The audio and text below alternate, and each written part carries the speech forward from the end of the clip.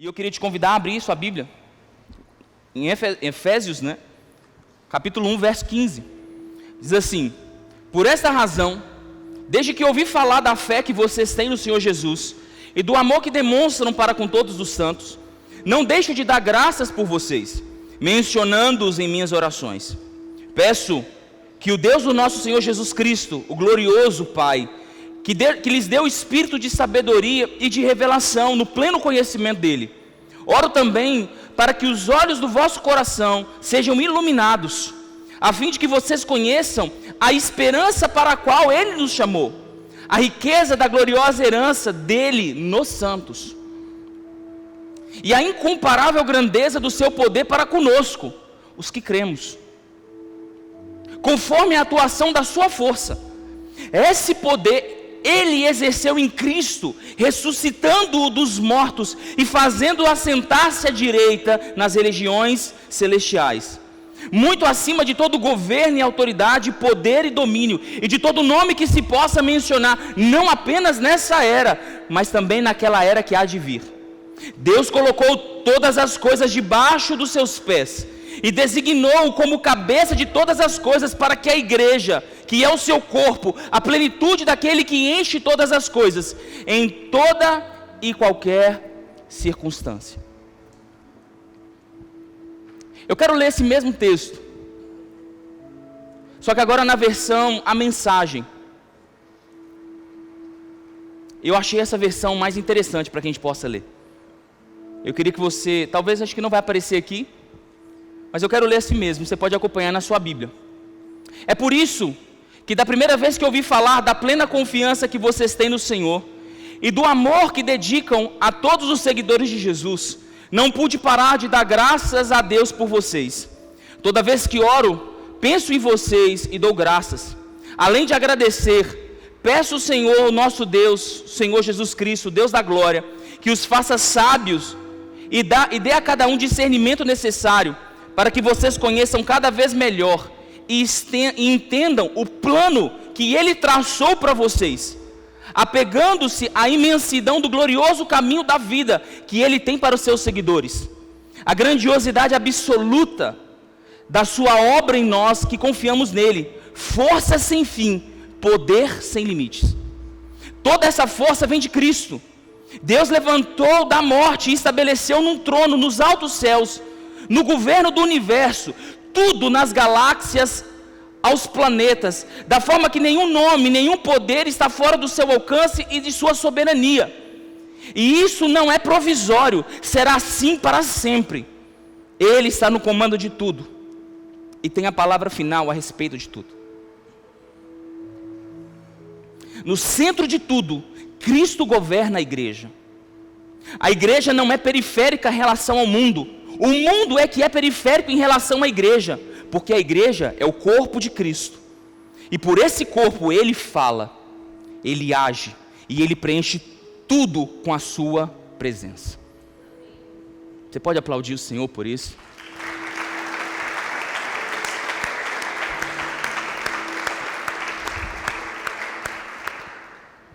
Nós somos uma resposta. Quando eu li esse texto nessa versão, eu gosto de ler muitas versões. Esse texto me chamou a atenção quando ele diz: a igreja não é periférica, ela não está à parte do mundo. Pelo contrário, é o mundo que está à parte da igreja. Porque a igreja é o corpo de Cristo. Se ele é o corpo de Cristo, C.S. Lewis fala isso, quando ele diz que se o cristianismo é verdadeiro, nós deveríamos dar a maior importância das nossas vidas a ele. Ele diz: a igreja é o mundo que é periférico à igreja, porque a igreja é o corpo de Cristo, e nesse corpo ele fala, nesse corpo ele age, e através desse corpo ele preenche todas as coisas que existem nos céus e na terra com o seu poder. Eu acho isso extremamente relevante, porque esse texto traz para mim e para você a dimensão de uma resposta. A dimensão de uma resposta que nós devemos encarar como nossa responsabilidade. Não é só um texto lúdico apresentando uma pessoa que Cristo está sentado nos altos céus. mas ele apresenta um Cristo vivo, um Cristo que, ainda que não é matéria como nós, ele está no meio de nós, construindo relações entre nós, para que então espiritualmente ele possa falar, ele possa agir e ele possa preencher todas as dimensões da sociedade. Então eu e você somos parte desse corpo. Eu e você precisamos dar uma resposta para esse Jesus que mora dentro de nós. Falado isso, eu queria te convidar agora a abrir a sua Bíblia junto comigo, em 1 Coríntios capítulo 12, no verso 12.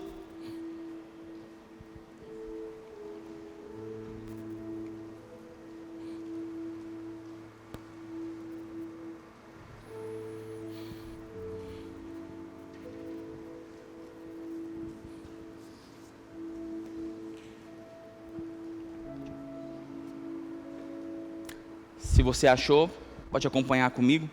Ora, assim como o corpo é uma unidade, embora tenha muitos membros, e todos os membros, mesmo sendo muitos, formam um só corpo, assim também com respeito a Cristo. Pois em um só corpo, todos nós fomos batizados em um único Espírito, quer judeus, quer gregos, quer escravos ou quer livres. E todos nós fomos dados a beber de um único Espírito. O corpo não é composto de um só membro, mas de muitos. Se o pé disser, porque eu não sou mão, não pertence ao corpo, nem por isso deixa de fazer parte do corpo. E se o ouvido disser, porque não sou o olho, não pertence ao corpo, nem por isso deixa de fazer parte do corpo. Se todo o corpo fosse olho, onde estaria a audição? E se todo o corpo fosse ouvido, onde estaria o olfato? De fato, Deus dispôs cada um de nós, dos membros no corpo, segundo a sua vontade. Se todos fossem um só membro, onde estaria o corpo? Assim, há muitos membros, mas um só corpo. O olho não pode dizer à mão, eu não preciso de você. Nem a cabeça dizer aos pés, eu não preciso de vocês. Pelo contrário, os membros do corpo, que parecem mais fracos, são indispensáveis. E os membros que pensamos serem menos honrosos, tratamos com especial honra. E os membros que em nós são indecorosos, são tratados com decoro especial. Enquanto os que em nós não são decorosos, não precisam ser tratados de maneira especial. Mas Deus estruturou o corpo, dando maior honra aos membros que dele tinha falta, a fim de que não haja divisão no corpo, mas sim que todos os membros tenham igual cuidado uns pelos outros. Quando um membro sofre, todos os outros sofrem com ele. E quando um membro é honrado, todos os membros se alegram com ele. Ora, vocês são o corpo de Cristo, e cada um de vocês, individualmente, é membro desse corpo. Aleluia? Pode fechar os seus olhos. Meu amigo Espírito Santo, eu quero te agradecer pela noite de hoje, pela chance de nós aprendermos o que é ser igreja e vivermos isso. Que nessa noite nós possamos sair daqui com um olhar muito mais amplo do que quando nós entramos essa noite. Nós te vemos quando te olhamos, Senhor,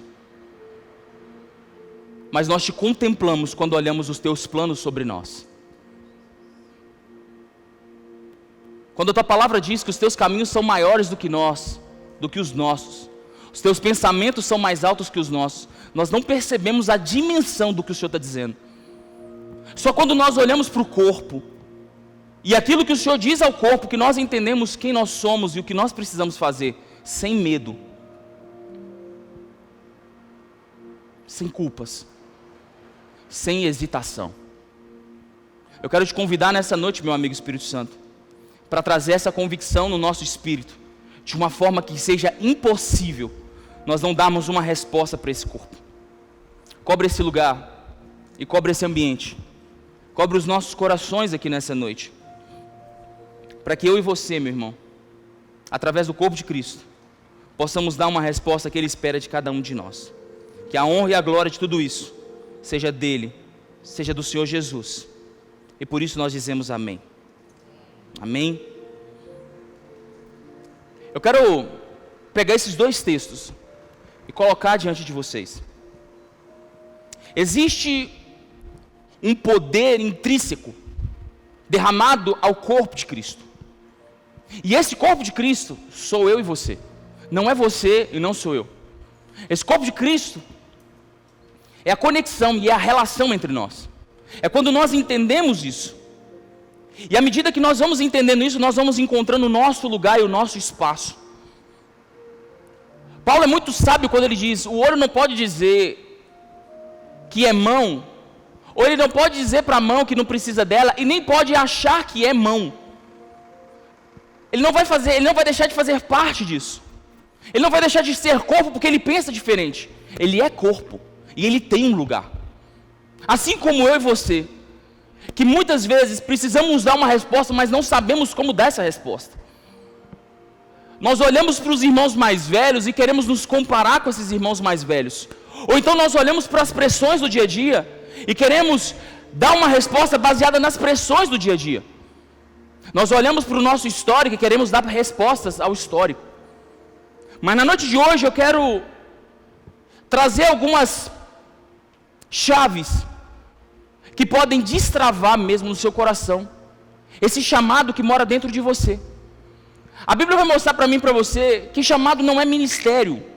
Porque muitas vezes as pessoas têm pregado, e os pastores têm pregado, falando que o seu chamado é cantar na igreja, é pregar na igreja. Eu quero dizer que isso não tem absolutamente nada a ver. Ser chamado é ser chamado para uma resposta de Deus na terra. E você não é um homem só espiritual. Você é um homem que é pai de família. Talvez você é filho. Talvez você é um homem de negócios. Talvez você é um professor. E Deus tem respostas para dar para a educação. Deus tem respostas para dar para a política. Deus tem respostas para dar para a cultura. Deus tem respostas para dar para a economia.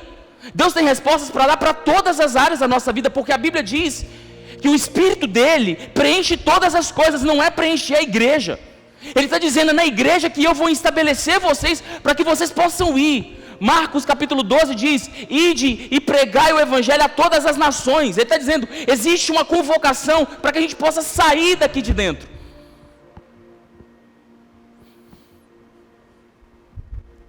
Porque estar aqui dentro é receber instruções da cabeça do corpo, que é Cristo. Mas o convite de Cristo não é aqui, o convite de Cristo é lá fora. E ainda que você cante, que você pregue, glória a Deus por isso, porque isso é como uma arma de adoração, mas esse não é o seu chamado. E eu vou te dizer uma coisa: é mais fácil cantar na igreja do que muitas vezes entrar em dimensões como educação, como política, como cultura hoje para falar de Jesus. Tem lugares que você vai hoje, que se você levar o nome de Cristo, você não é rejeitado, você é desrespeitado. Só que isso não pode impedir eu e você de sermos essa resposta. Isso não pode impedir eu e você de caminharmos naquilo que Jesus nos chamou. Porque quando nós nos movemos naquilo que Ele nos chamou e nos comissionou para fazer, Ele vai dando para a gente força, experiência e unção para chegar em lugares que ninguém chegaria. Então o chamado de Cristo para a igreja não é uma igreja grande, mas ser uma grande igreja. Não é ser uma pessoa famosa, mas fazer o nome dEle famoso nos lugares aonde Ele mandar você ir. Dito isso, é importante a gente entender esse recorte do que é um chamado de Deus. Um convite de Deus para ir em lugares que nós não iríamos sozinhos. Entrar em ambientes que nós não entraríamos sozinhos. Falar com pessoas que nós não falaríamos instintivamente. Mas quando nós damos essa resposta de Deus, quando nós damos essa resposta para Deus, nós fazemos não o que nós queremos, nós fazemos o que Ele mandou que nós fizéssemos. Um dia Jesus falou com Pedro, quando Jesus restaura Pedro, o ministério de Pedro, Jesus disse para Pedro, hoje você vai aonde você quiser, mas vai chegar um dia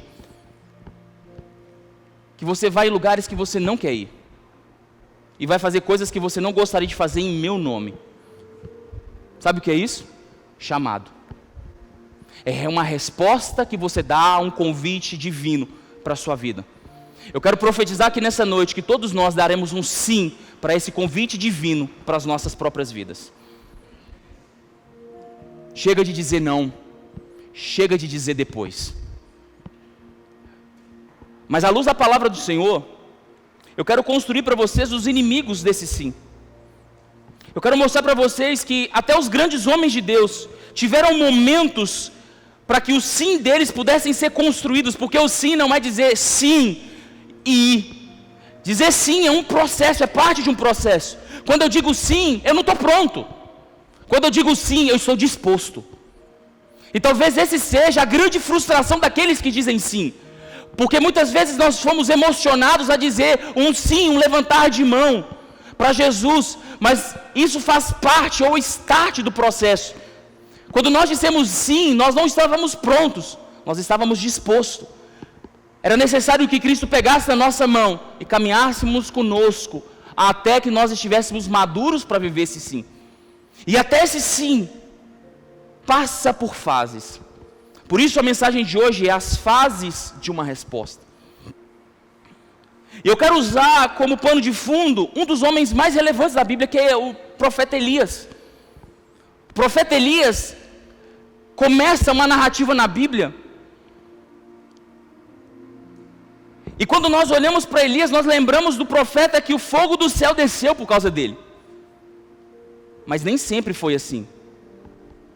Na verdade, para cair fogo do céu, foram no mínimo 3 anos de preparo, para que ele pudesse estar naquele lugar. Mas eu quero começar onde tudo começou. A Bíblia diz no livro de 1 Reis capítulo 18, talvez você não precise abrir agora. Elias aparece na Bíblia com uma palavra. A gente não sabe de por que ele se levantou e como Deus falou com ele, mas ele trouxe uma palavra de Deus para o rei Acabe. Deus disse, não vai chover. Só que ele não ficou lá. A Bíblia diz que quando ele declara essa verdade, Deus disse, vai para um lugar chamado Querite. Querite era um ribeiro. Querite era um afluente do Rio Jordão. Era um lugar onde eu estava de longe, eu via o rio, largo, fundo, mas eu estava aqui onde eu via uma vielinha de água, um pouquinho de água. E Deus disse, não vai para o Jordão, vai para Querite, porque ali eu vou sustentar você e os corvos vão levar comida para você. Poxa, pastor, Deus me traz uma palavra que vai sacudir a nação e depois manda eu me esconder? Sim. Porque Elias estava disposto, mas não estava pronto. Querite fala da pessoa errada no lugar certo. Elias, ainda que ele tivesse uma palavra de Deus, ele não estava pronto para viver tudo o que Deus queria fazer na vida dele. E eu acredito que existem pessoas que precisam aprender aqui hoje que o seu chamado não é respondido pela sua ansiedade, não é pela sua euforia em dizer sim. Muitas vezes o seu chamado vai passar por um lugar de solitude. O seu chamado vai começar em lugares que ninguém vai estar com você. Existe uma máxima no meio das igrejas, como um murmúrio de rebelião, diz assim, ninguém me dá uma oportunidade. Quem já ouviu isso? Abaixa a mão. Quem já disse isso? Não levanta no nome de Jesus. Não levanta não. Mas a gente está acostumado a dizer, ninguém me dá uma chance. Às vezes nós nos achamos prontos para fazer, é só entregar, é só o pastor falar.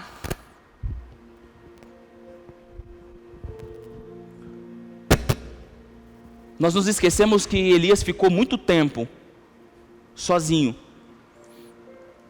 não aprendendo o que era a obra, aprendendo quem era o dono da obra.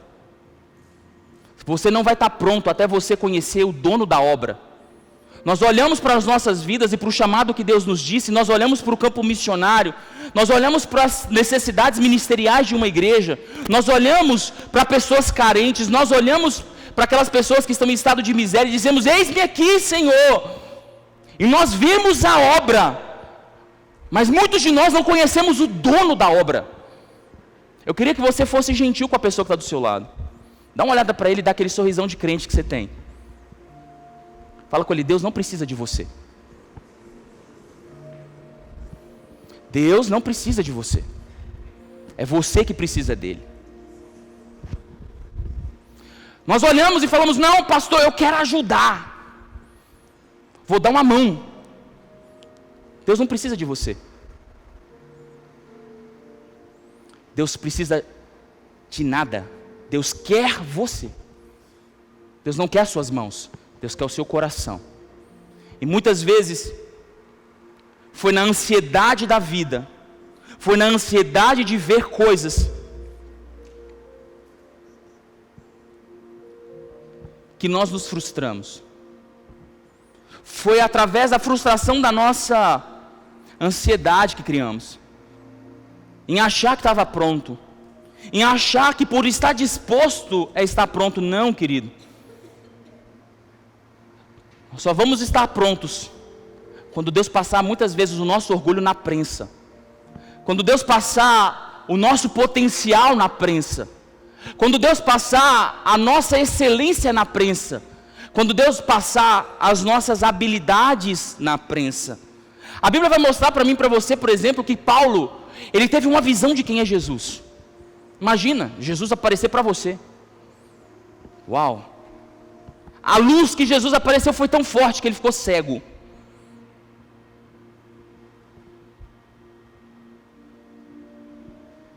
Paulo viu Jesus. Não é porque ele está dizendo, é porque a Bíblia diz que existiam testemunhas que não viram Jesus, mas ouviram Jesus. Paulo viu Jesus e ficou 3 anos num lugar de solidão para conhecer Jesus.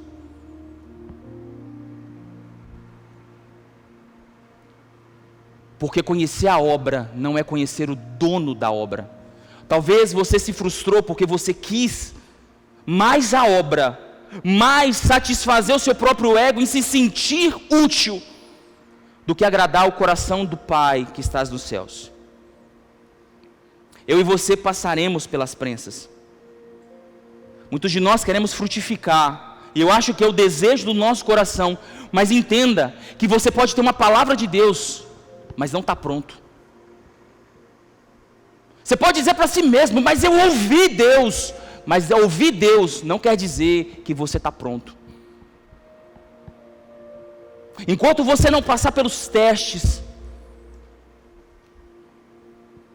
enquanto você não aprender quem é Jesus de verdade, e não sou eu que estou dizendo, irmãos, com todo o coração, eu olho para a igreja e eu vejo a necessidade e a carência da igreja em bons homens e boas mulheres. Meu coração arde por servir Jesus. Mas muitas vezes na minha própria trajetória, eu dizia: meu Deus, eu posso ser mais útil, o Senhor fica quieto. Porque está disposto não quer dizer que está no seu tempo. Tem pessoas que podem se sentir prontas, mas não está no seu tempo. Deus não disse sim. Elias estava em Querite, corvos sustentavam Elias. O homem estava assim: meu Deus, eu ouvi Deus falar comigo. A Bíblia vai mostrar que ele foi sustentado por corvos, e diante da palavra que ele profetizou não chovia. O cara devia estar no ribeiro pensando assim: meu Deus, o Senhor me escondeu para quê? O Senhor me usou, mas para que o Senhor me escondeu? Eu estou aqui me sentindo sozinho. Eu tenho um potencial gigantesco, eu posso ir lá, eu posso fazer, eu posso ser útil na sua obra. E Deus disse: psss.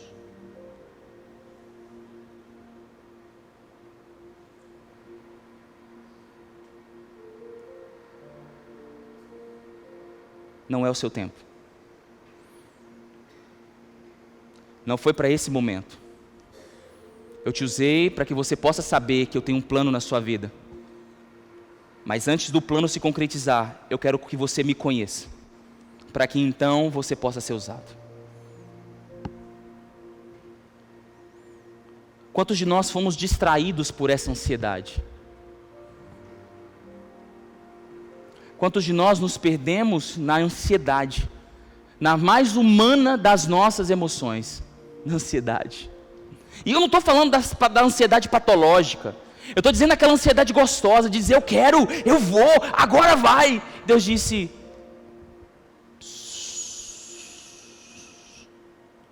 eu vou te levar para o esconderijo, lá ninguém vai te ver, mas lá você vai me ver. Lá você vai ver o que eu sou capaz de fazer, Elias. Não vai ter ninguém, mas eu vou levantar corvos para ir lá te dar comida. Você vai saber, Elias, que quem te sustenta sou eu. Não é o seu dom, não é a sua excelência, não é o seu poder, não são as suas habilidades, não é a sua coragem, Elias, não é a sua disposição. Quem te sustenta, Elias, sou eu, e você precisa saber disso. Talvez você está aqui hoje, e muitos de vocês disseram não para um chamado, porque se envolveram, se distraíram com a ansiedade, disseram não, eu estou pronto, mas ninguém me dá uma chance. Você tem uma chance. A chance sua hoje talvez seja ir para o seu esconderijo, e permitir que Deus trate você, trate seu orgulho, trate as suas mãos, trate as suas relações, trate o seu caos interior, trate a sua confiança ou a falta dela, para que então Ele possa dizer, agora sim, agora você está pronto. Querite fala do lugar de uma pessoa errada no lugar certo. Todos nós deveríamos ir a Querite hoje, a esse lugar aonde eu e você olhamos e dissemos, eu posso muito mais, mas eu posso todas as coisas naquele que me fortalece. Esse é o primeiro lugar, essa é a primeira fase da resposta. Quem quer ser usado por Deus precisa entender que não é do dia para a noite, e nem começa com seu entusiasmo, começa muitas vezes estando em lugares que homem nenhum está vendo, que na verdade homem nenhum gostaria de estar.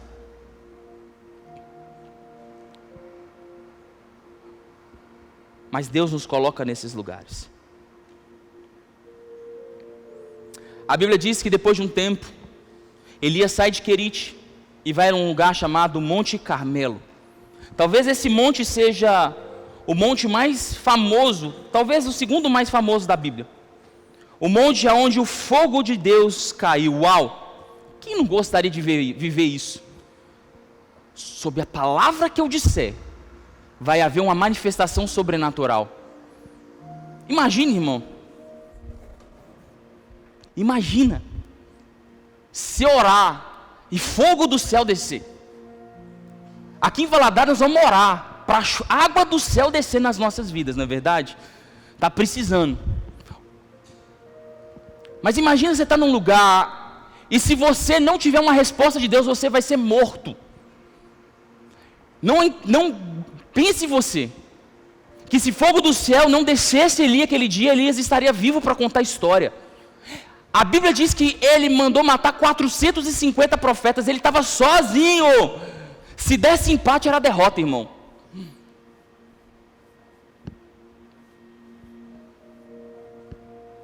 Elias só saiu vencedor porque caiu o fogo do céu. Elias era a pessoa certa no lugar certo. E muitos de nós estamos no lugar certo na hora certa. Nós somos as pessoas certas no lugar certo. Mas nós não sabemos disso. Porque nós não entendemos a autoridade que nós carregamos. Muitos de nós passamos por tratamentos dolorosos.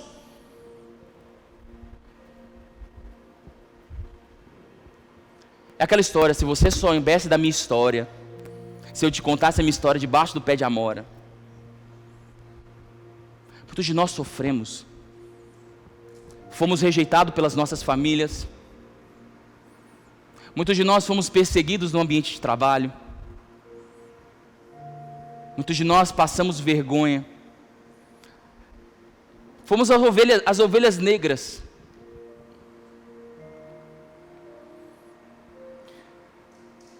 E até hoje a gente não sabe o nível de autoridade que nós carregamos por termos persistido nos lugares que tanta gente desistiu. Na verdade, tem tanta gente pronto, mas intimidado,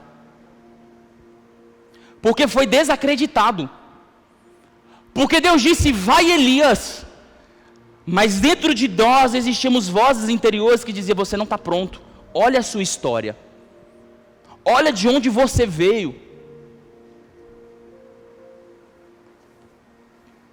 olha o que você já passou, você nunca vai conseguir descer fogo do céu, irmão. E nós nos permitimos sermos intimidados por essa voz que desacredita a gente. Vou te contar uma história. Um dia Jesus chegou num lugar chamado Nazaré. Jesus. Quem chegou? Quem chegou? Jesus chegou em Nazaré, terra natal. Eu imagino Jesus entrando em Nazaré e vendo os amigos dele. Oi fulano, oi ciclano, ô vizinho. E no coração dele ele dizia: fulano precisa disso, e eu quero fazer isso na vida dele. Fulano precisa dessa resposta. Fulano tem uma tia que é paralítica, eu vou lá curar o fulano, vou lá. Fulano é surdo, fulano é cego, eu vou lá. Eu imagino Jesus entrando na sua terra natal, ele conhecia as pessoas e as pessoas conheciam ele. Mas a Bíblia diz que quando ele chega em Nazaré, poucos milagres ele operou, porque as pessoas não enxergavam ele como Cristo, enxergavam ele como filho do carpinteiro.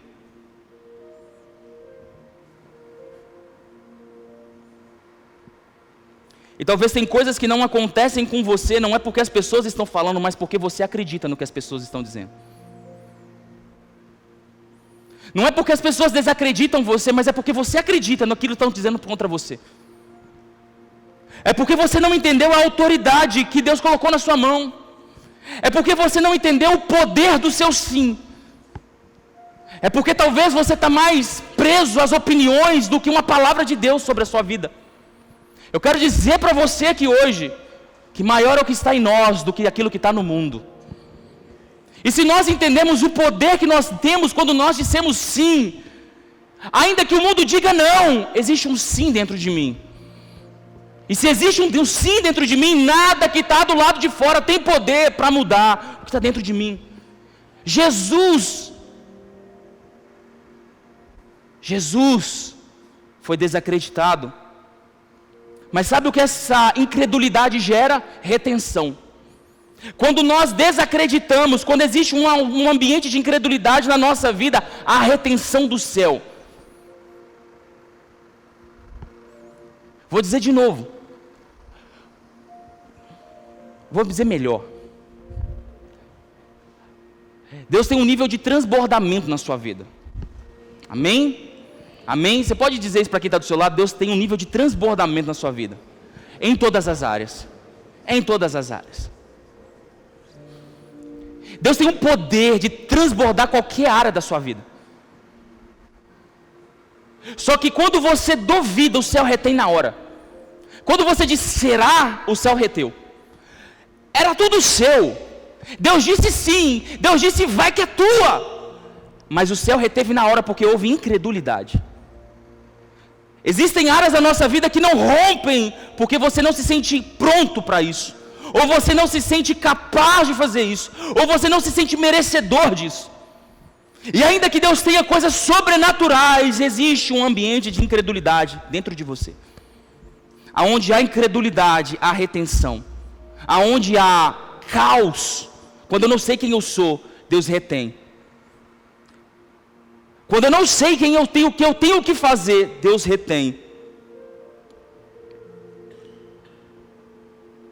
Porque os céus só são abertos para quem sabe quem é e sabe o que tem que ser feito. Então, quando você sabe o que tem, sabe quem é e sabe o que precisa ser feito, você sabe que não consegue sozinho. Então, os céus liberam coisas sobrenaturais para a sua vida.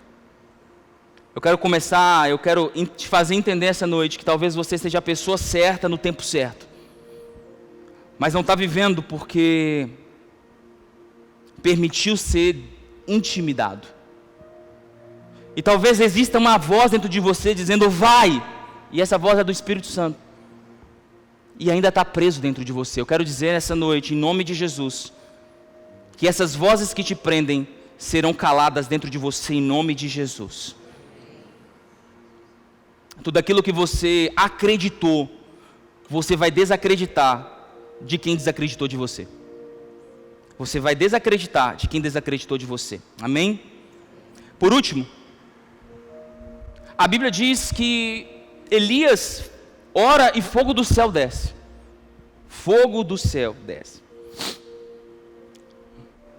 Mas de repente Jezabel dá uma palavra para ele, diz assim: em 24 horas, o que você fez com os meus sacerdotes, eu vou fazer com você. 24 horas. A Bíblia diz que Elias foge e vai para um lugar chamado Horebe.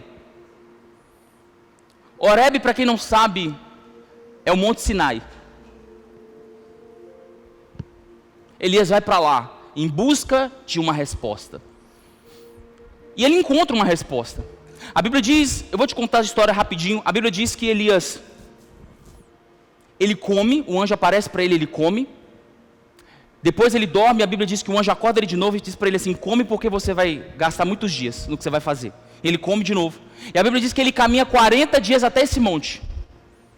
Ele fica 40 dias nesse monte. Desculpa, ele caminha por 40 dias até o monte. Quando ele chega lá para dar uma resposta, Deus dá uma resposta para ele: Elias, eu não te chamei para vir aqui. Volta pelo caminho que você voltou, porque o seu lugar não é aqui, Elias. E Horebe fala da pessoa certa no lugar errado. Pessoas que estão em lugares que Deus não mandou que elas estivessem. E talvez a resposta de Deus é: volta pelo caminho que você veio, porque eu não te chamei para estar aqui.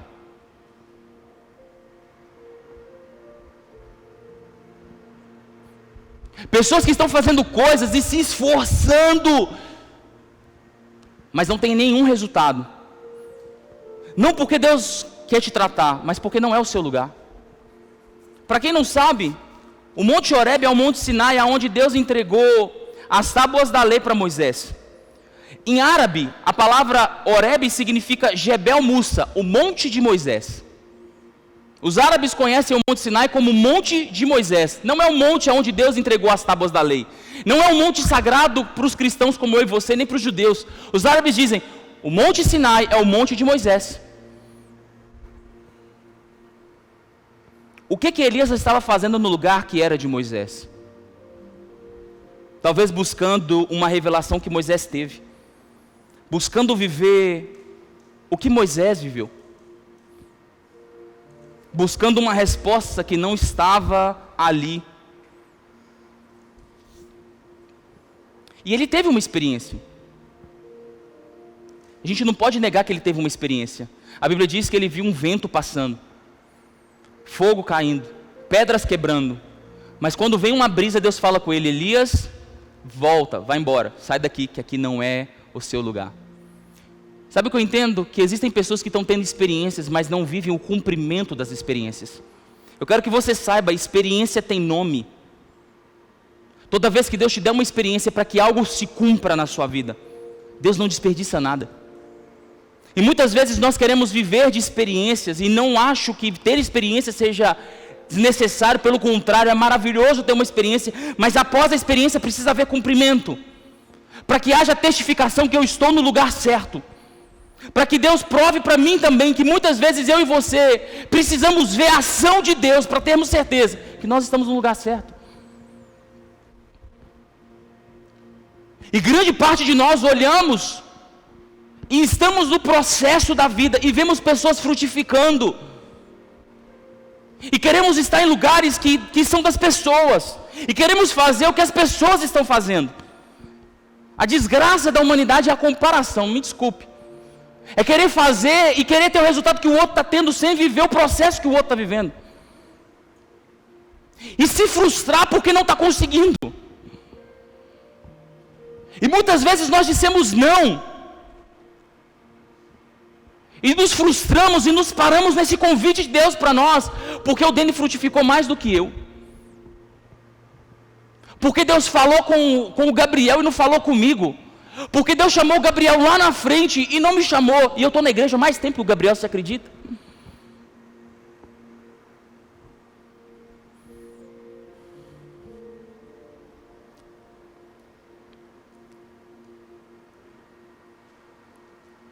Muitas vezes as vozes que nós ouvimos nos fazem ir para Horebe, para um lugar que Deus não nos chamou. Às vezes as pressões da vida fazem a gente para um lugar que Deus não chamou, porque Horebe era mais confortável que estar diante de Jezabel. Horebe era mais confortável que enfrentar Acabe e o seu exército. Em nome de uma experiência, Elias fugiu para um lugar que não era dele. E quando Deus falou com ele, ele disse: aqui não é o seu lugar, volta. E vai fazer o que eu te mandei fazer. Eu não sei se você sabe, mas quando Elias volta, ele unge 2 reis. E unge um profeta. Porque esse era o chamado dele. Eu não sei se você sabe, quando ele volta, ele faz fogo do céu cair mais 2 vezes. Até preguei isso esses dias.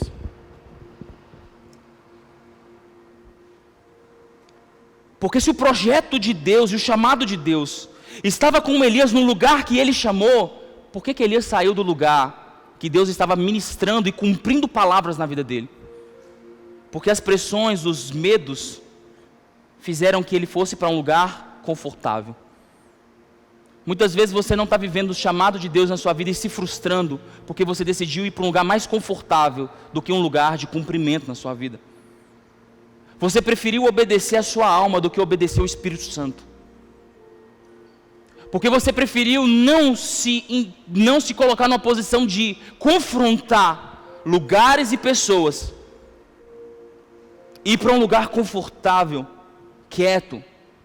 Ali eu sinto alguma coisa, mas nada acontece efetivamente na minha vida. Igrejas, irmãos, estão cheias de pessoas que choram todos os domingos, mas na segunda nada acontece na vida delas. Eu quero profetizar na sua vida que você não vai ser um crente que chora domingo de noite e não consegue rir na segunda de manhã.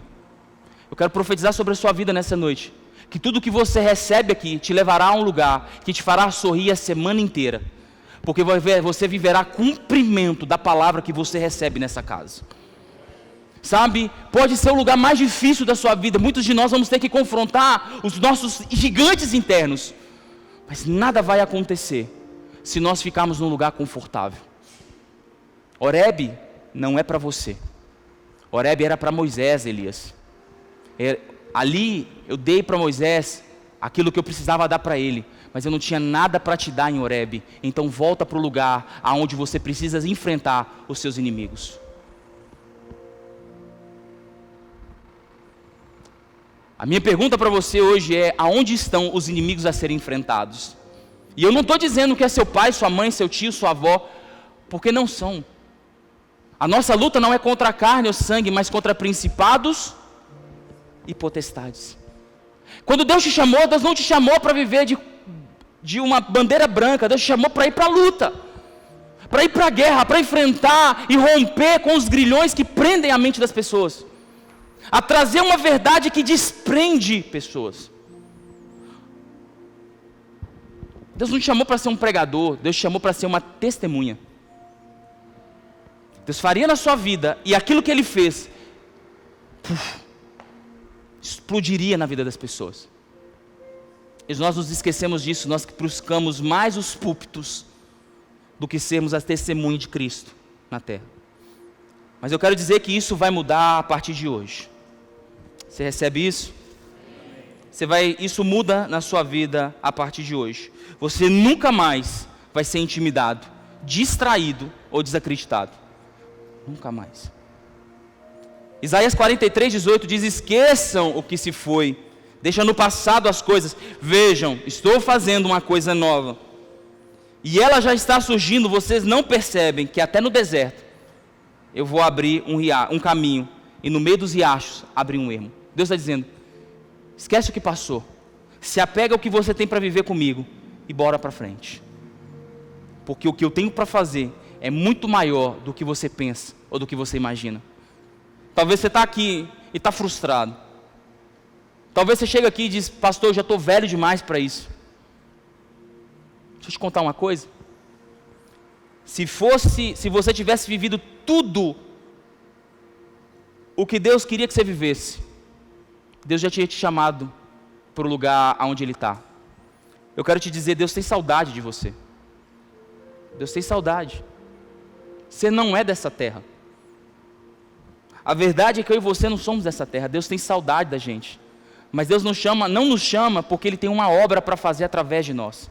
Se você tivesse vivido tudo, você estava num lugar melhor do que você está aqui agora, irmão. Mas como você não foi chamado, a sua senha não foi chamada, existe algo para ser vivido através da sua vida. Existe algo para ser vivido. E existe uma resposta para ser dada. Talvez o que você precisa nessa noite é ir para Querite, é ir para um lugar de esconderijo. Talvez o que você precisa é se erguer em autoridade e ir para o Carmelo. E talvez o que você precisa essa noite é tomar vergonha na sua cara e sair de Horebe, que é um lugar confortável, e enfrentar a vida que Deus mandou você enfrentar. Não sei, mas existe uma fase que você precisa dar uma resposta, porque a resposta é você. Você é essa resposta. Deus não está querendo uma resposta de você, Deus está querendo você pronto para ser a resposta. E eu acho que algo novo pode começar, uma fase nova pode começar na sua vida aqui hoje. Você crê nisso também? Vocês estão muito calados. Você crê que uma fase nova pode começar na sua vida aqui hoje? Então, se você se sentir desacreditado, é dia de você dizer acreditado que você desacreditaram de você. Se você foi intimidado, está na hora de você erguer em autoridade e dizer, cala a boca, Satanás. Ou se talvez você está frustrado porque você não teve a chance que você merecia, está na hora de você dizer, Senhor, me leva para o lugar de esconderijo. Cala minha alma e me ensina e me treina, porque eu preciso te ouvir de novo. Mas faça de nós uma resposta. Faça de mim e do meu irmão uma resposta nessa noite. Aleluia. Queria que você ficasse de pé.